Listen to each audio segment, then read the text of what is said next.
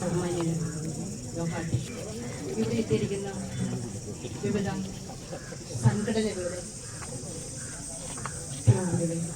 പ്രിയങ്കരായ സഹോദരി സഹോദരങ്ങളെ, പ്രിയങ്കരായ മാധ്യമ സുഹൃത്തുക്കളും ഉദ്ഘാടനം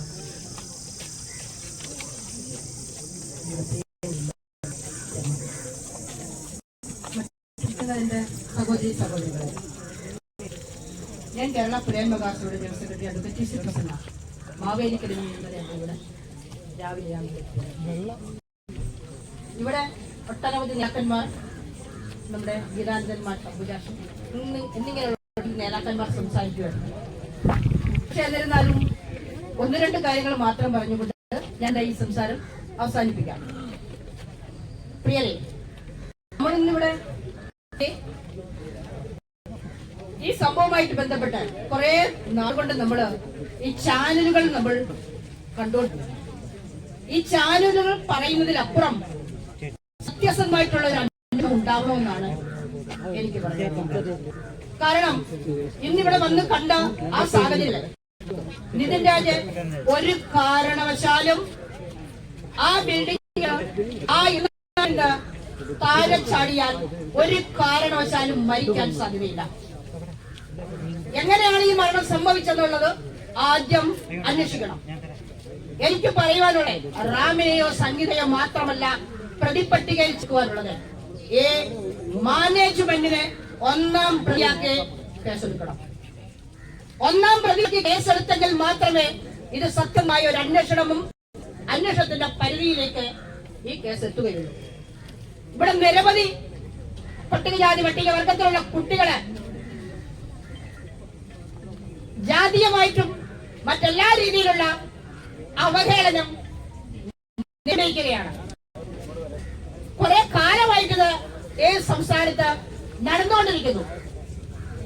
ഇത് ധർമ്മടം മണ്ഡലമാണ്, ബഹുമാന്യനായ മുഖ്യമന്ത്രിയുടെ മണ്ഡലമാണിത്. ഈ ഭൂമി മിച്ച ഭൂമിയാണ്.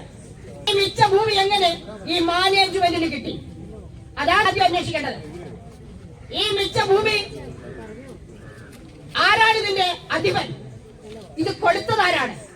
ഇവിടുത്തെ അധ്യാപകര് ഒരു മുസ്ലിം സമുദായത്തിന്റെ ആണെങ്കിൽ ഇവിടുത്തെ അധ്യാപകര് നായർ സമുദായത്തിലുള്ള അധ്യാപകര്. അപ്പൊ എവിടെയാണ് സന്തുലിതാവസ്ഥ ഉണ്ടാവുക?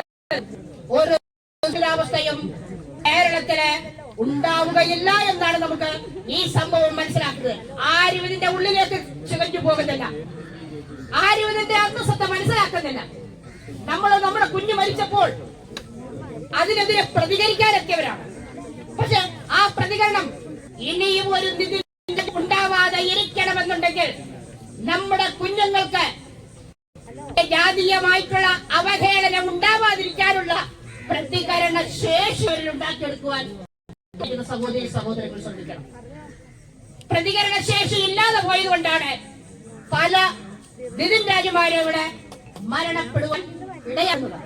അതുകൊണ്ട് എനിക്ക് കൂടി പറയുവാൻ ഒരുപാടുണ്ടെങ്കിലും ഒരുപാട് അമ്പുജാഷനൊക്കെ സംസാരിക്കാൻ തുടങ്ങിയാൽ നിർത്താടുകളൊന്നുമല്ല, അതുപോലെ ഗീതാനന്ദൻ മാഷും ഒക്കെ തന്നെ. ഇപ്പൊ ഞാൻ ഇവരുടെയൊക്കെ ആ ഒരു കാര്യത്തിലേക്ക് കടക്കുന്നില്ല. അവരുടെ സമയം ഞാൻ കൊടുക്കണം. എന്നാലും ഇത് ഒറ്റ രണ്ട് കാര്യമാണ് എനിക്കുള്ളത്. SC അട്രോസിറ്റീസ് ആക്ട് എടുത്തേ പറ്റൂ, അത് ചുമത്തിയേ പറ്റൂ. അതുപോലെ 302